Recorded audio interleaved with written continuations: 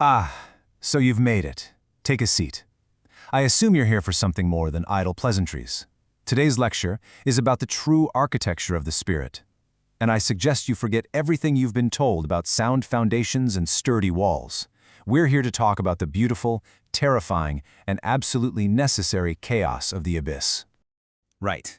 Let's start with the most basic flaw in your design. You think safety is about hiding things. You tuck your fears and anxieties away under the floorboards, convinced that if you just don't look at them, they'll magically cease to exist. It's a charming delusion, but an utterly fatal one. To really hammer this point home, let's look at a case study in self-deception. Picture a great, sprawling city, a city so proud of itself, so comfortable in its routines that it completely mistook its own complacency for strength. A fatal error, as we're about to see. Just look at their process. It was systematic denial. They willfully ignored the rot that was eating away at their own foundations. They were so arrogant, always staring off at the horizon, that they never thought to look up. And they treated their own inner darkness not as a part of them, but like some annoying houseguest they could eventually evict. So what happened? Well, exactly what you'd expect. The darkness they refused to deal with didn't just fester, it evolved. It grew wings. The catastrophe that finally consumed them wasn't some invading monster. Oh no. It was a confession. It was their own rot, their own buried fears, now airborne, coming home to claim what was always theirs. And that brings us from the city's flawed architecture to yours, because you seek exactly what they sought: safety, a risk-averse, mediocre kind of contentment. What you're really looking for is a golden leash. You really only have two paths in front of you. On the left, you've got the last man. He lives his life by the cold, sterile light of reason. He's content, sure, but he's also stagnant, hollow. On the right, that's the path of divine madness, of creative chaos. One path offers comfort. The other offers you lungs big enough to breathe the air of eternity. You need to understand this. Your precious safety is not freedom. It's a glittering trap. It's a deception designed to domesticate the lightning in your soul, to dim it down to the predictable, dull, and utterly boring glow of a common street lamp. Now, some people try to fight back, of course, but they get it all wrong. Let's take a look at the tragedy of the Shadow Sovereign, a perfect cautionary tale of what happens when you fight darkness using the enemy's flawed tools. His mistake was so fundamental, it's almost painful. He saw the grand design of his own suffering, and he thought, I can take this apart. But he tried to do it using the architect's own logic. You can't win a game when the rules are written specifically to make you fail. And here's the kicker. He never bothered to build his own ground to stand on. His whole rebellion, this grand empire of shadows he built, it was all constructed on the very foundation of his despair. A crumbling cliff.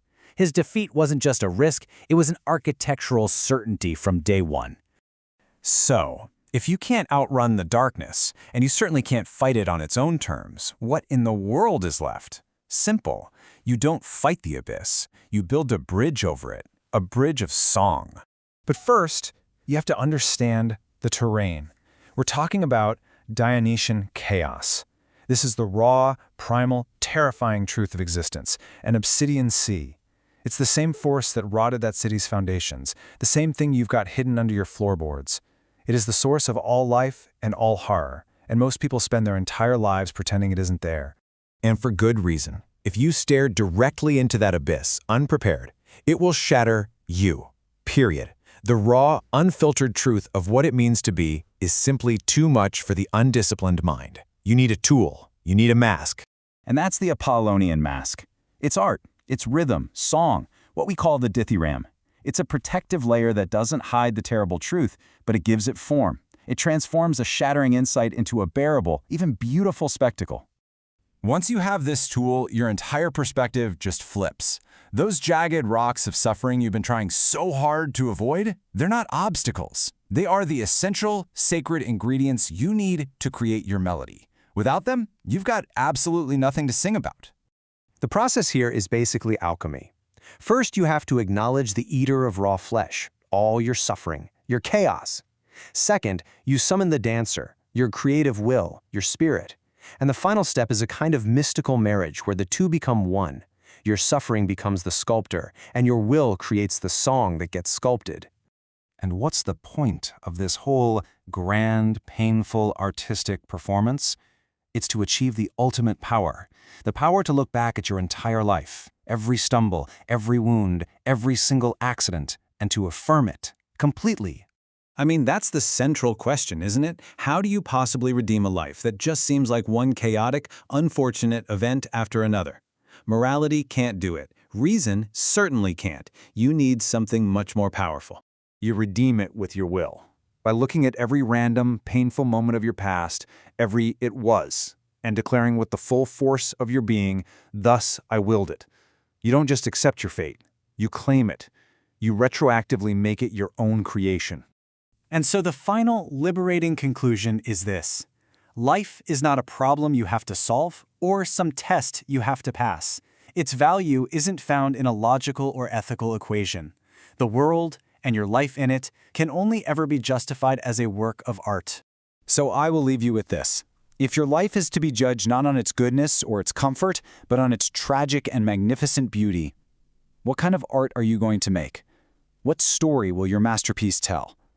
Class dismissed.